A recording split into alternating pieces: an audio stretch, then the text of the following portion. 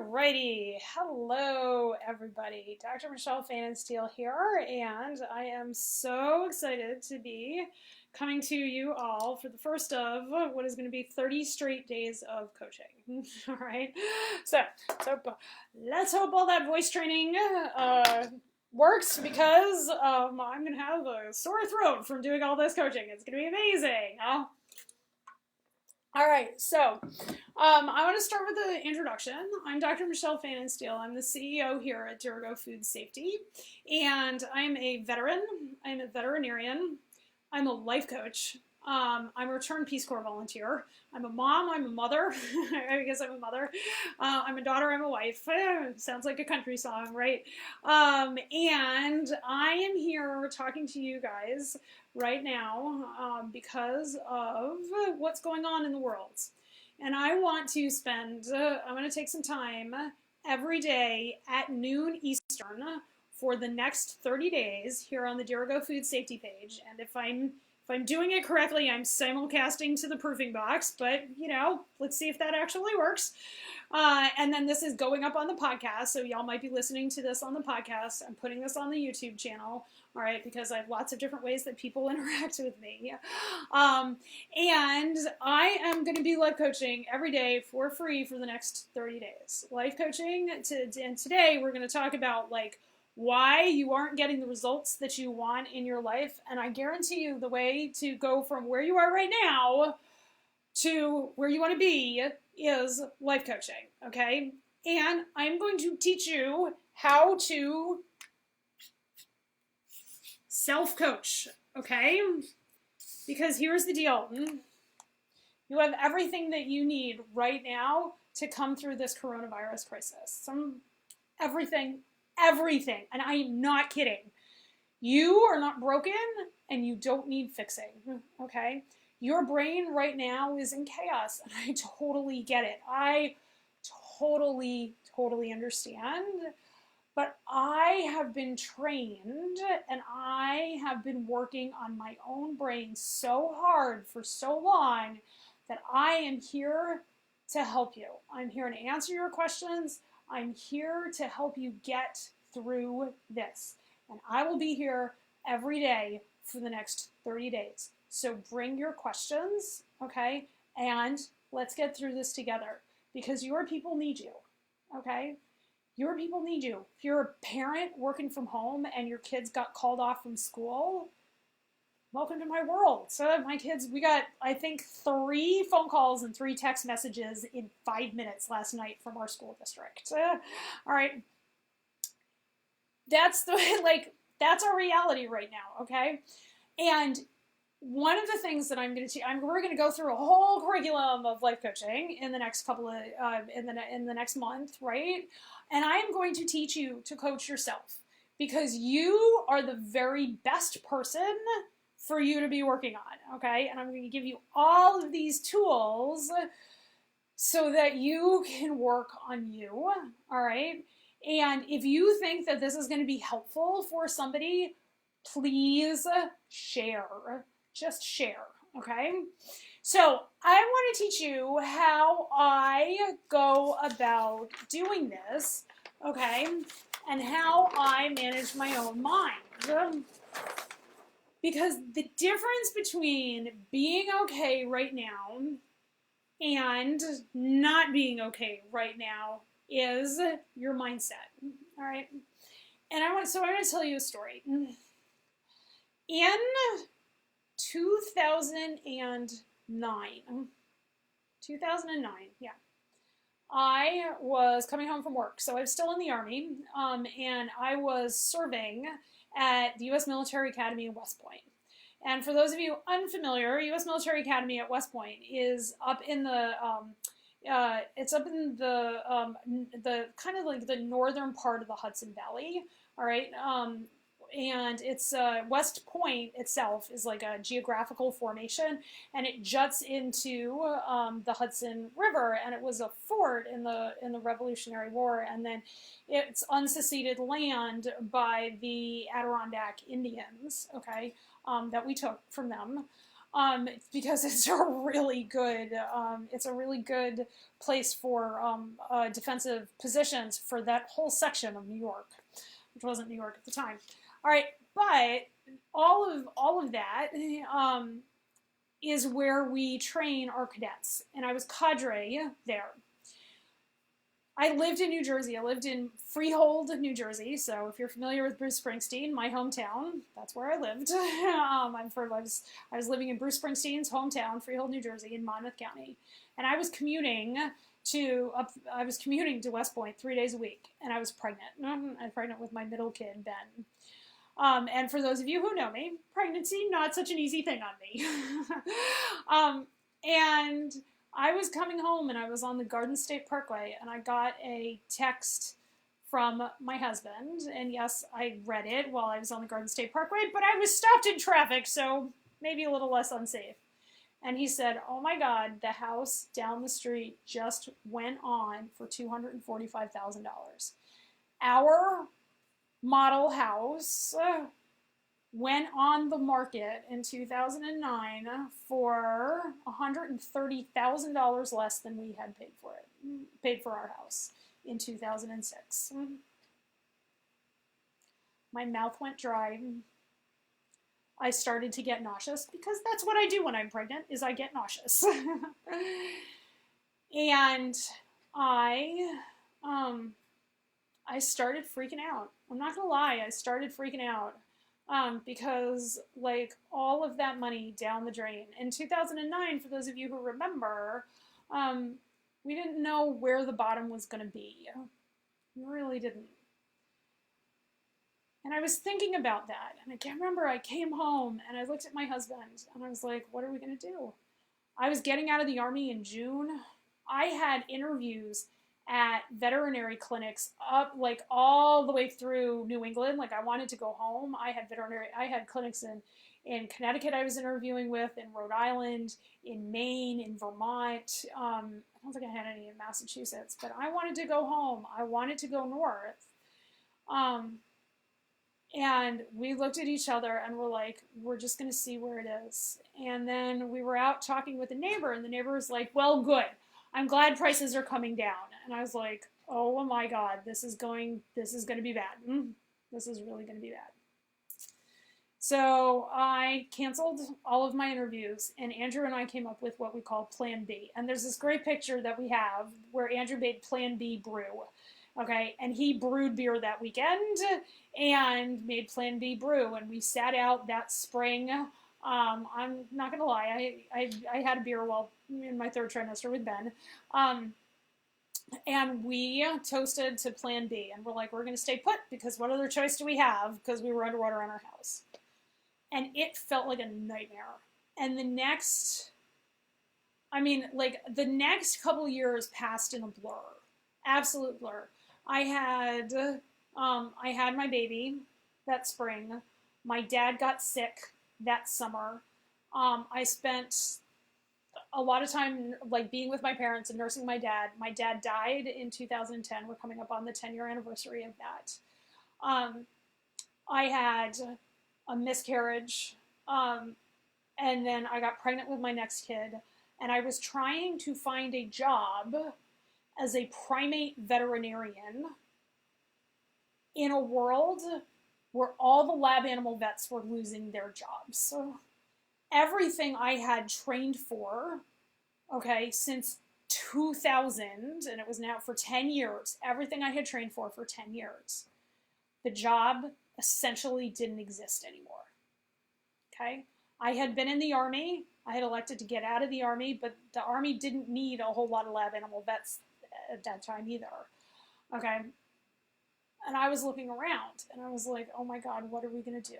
And the sheer amount of panic and overwhelm that was in my life at that point, I remember viscerally how it felt to be in cold sweats all of the time, to be shaking while I remember I was driving to Costco and I was going through like one of these roundabouts in New Jersey, and I was shaking because I was just so overwhelmed with my own anxiety.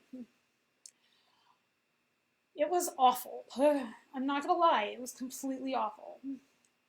But I'm me, and I figured it out, and we made a plan. We ended up here in Maine, and I started the business because I believe that food security is national security, and I only work with people who produce food domestically, basically. Okay. Um, and I started the business, and the business has been super successful. It's been more successful than I could have possibly imagined, and I am just at the beginning of that success. I am just at the beginning of that success, and it is going to get so much better. And I just know it because of, just because of the way the market is going, right? And I was growing my business, and I was doing my best to stand out in the marketplace, and I wasn't having as much success as I wanted. And I started a marketing program called Book Yourself Solid. Like I enrolled as a coach in Book Yourself Solid because I wanted to learn the system, and because I wanted to teach the system to QA professionals, because QA professionals, you got to sell food safety even if you're selling it to internal clients, right? And I had been introduced to life coaching. Well, here's what happened. I was at a client's, having booked myself solid, I was at a client's and I was doing an inspection. I was at a fisheries house, and he had called me down. He wanted to pass an audit. And I went through his facility, and he had a lot of things going wrong with it. Not the least of which he had surfboards in his production room, and he wanted to pass an audit so that he could sell to some pretty big accounts. And so I went through, I did my audit, I wrote everything down, and I went to talk to him. And I was like, and so this was really like a pre-audit, and I went to talk to him. And I said, okay, so I've done my audit, this is what's going on. And I started telling him all the different things. And about 10 minutes into what I was telling him, he said, this is extortion, I'm going surfing. He took the surfboard that was hanging in his production room off the wall, walked out of his building, put his surfboard in the back of his truck, and drove off. And you know what I did?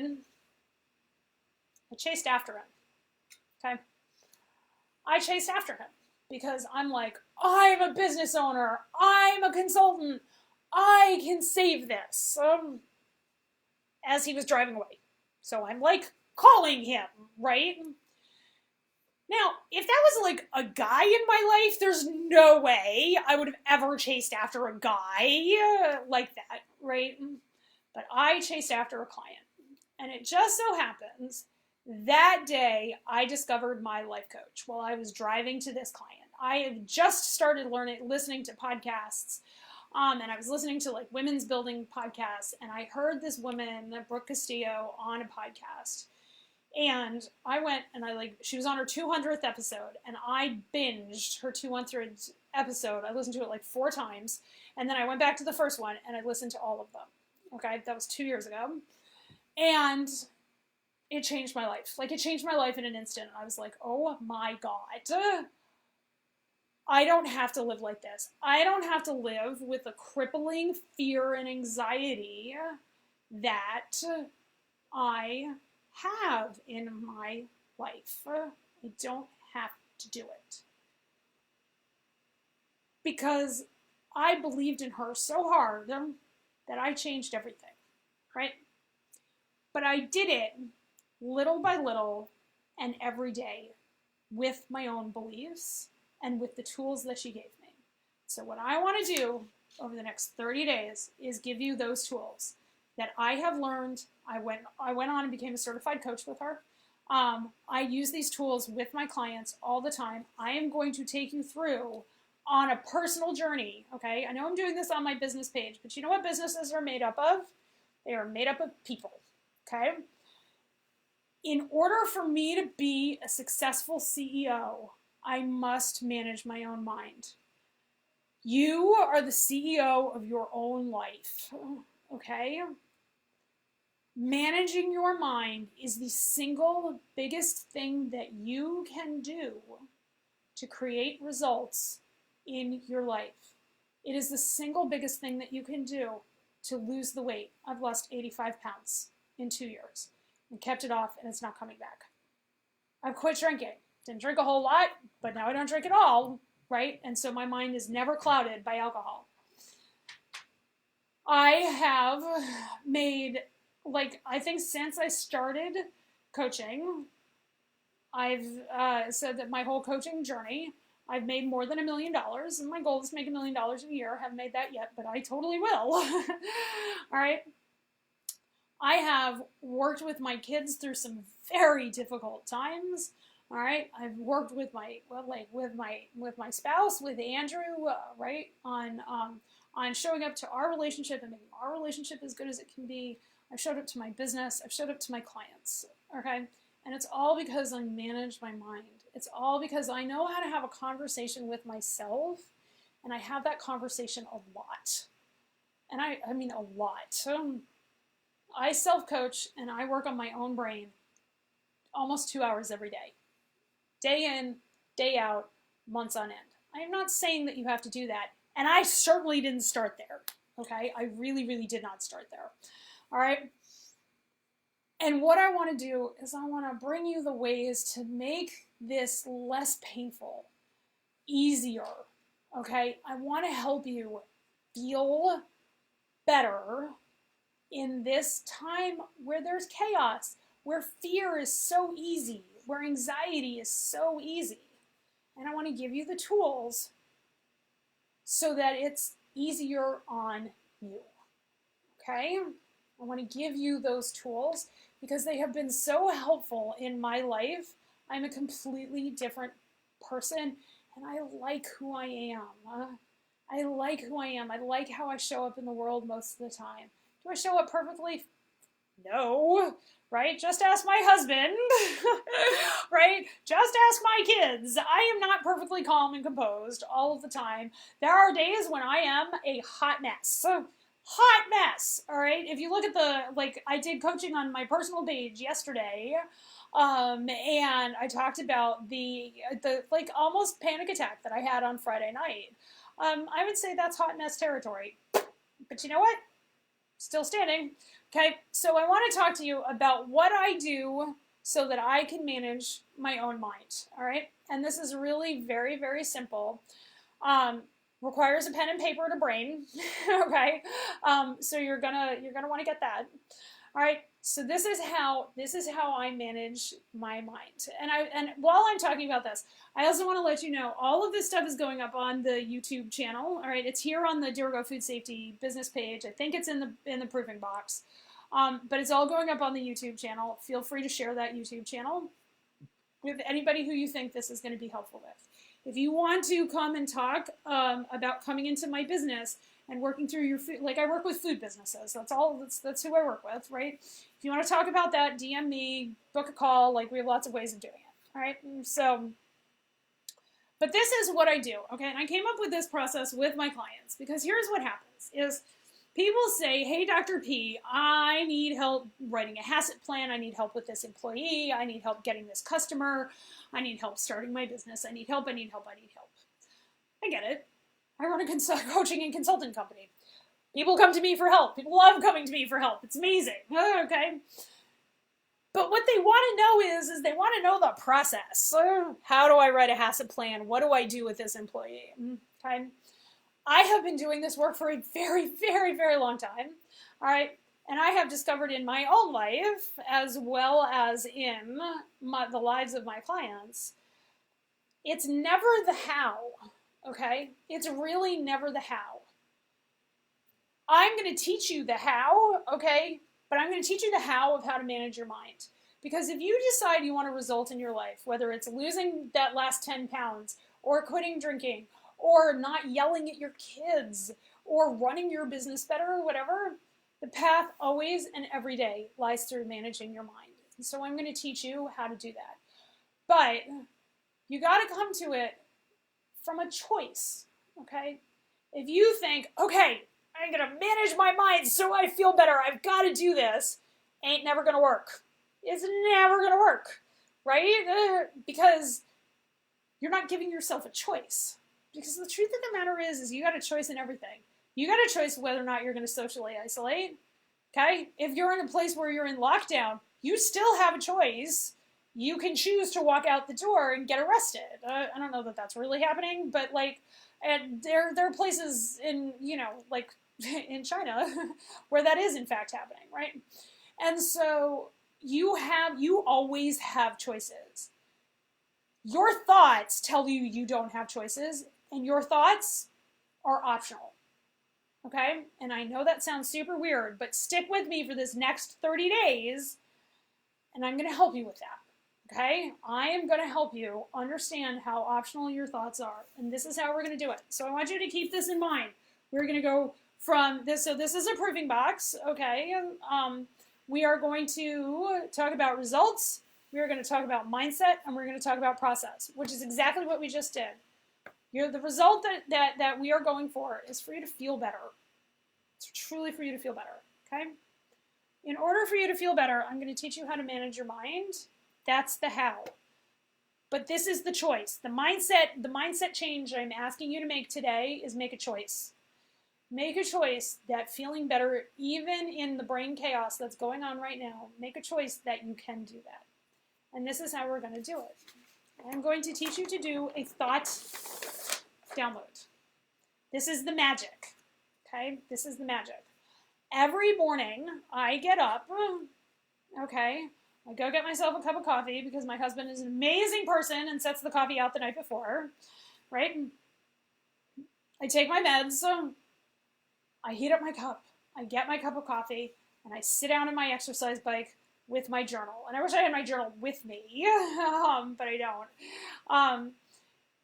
And I write. And I just vomit onto the page the stuff that's going in my head, okay?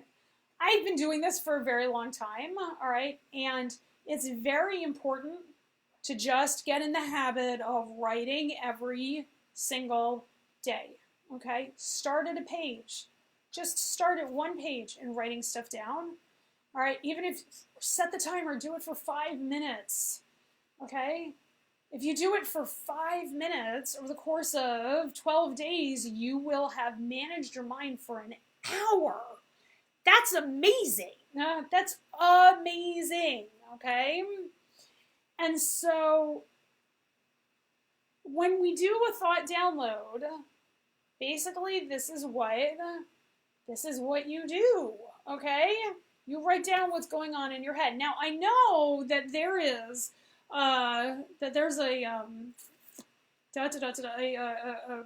article that's been going around where people talk about how they don't have an internal dialogue.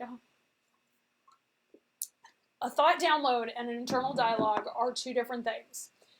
I guarantee you have thoughts. Whether or not you have an internal dialogue, I don't know. I think I'm kind of halfway in between because most of my internal dialogue now, like I've been journaling for so long, like since I was 12, that I think my internal dialogue is the dialogue between me and my journal. Because I will often think about how I would write something down in my journal now, and I've been thinking that forever, because I've been journaling for so long. But this is how you do a thought download, okay? And I'm just going to use my morning as an example. So this is me. I'm on the exercise bike and I'm writing, okay? I had to turn down the resistance on the bike. Okay.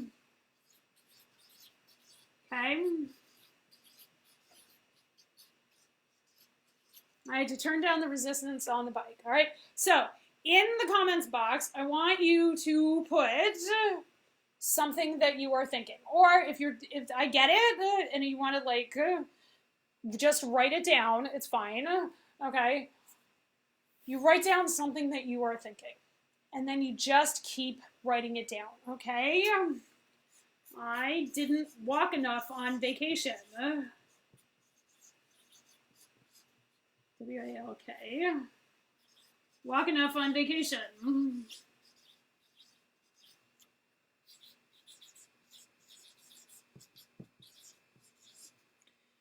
I should have done better.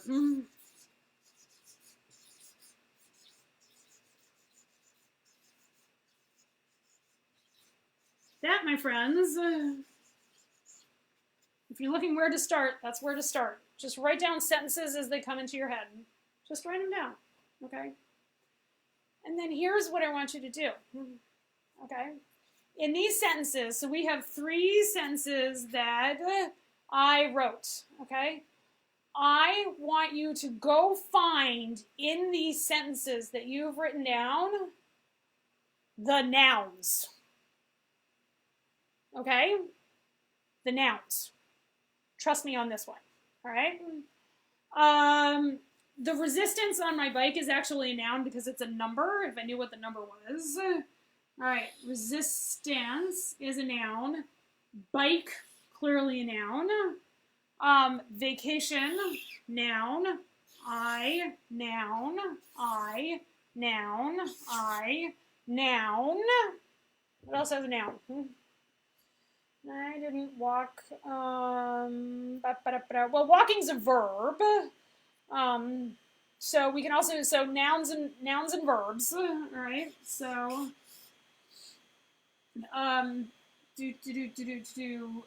turning is a verb, right?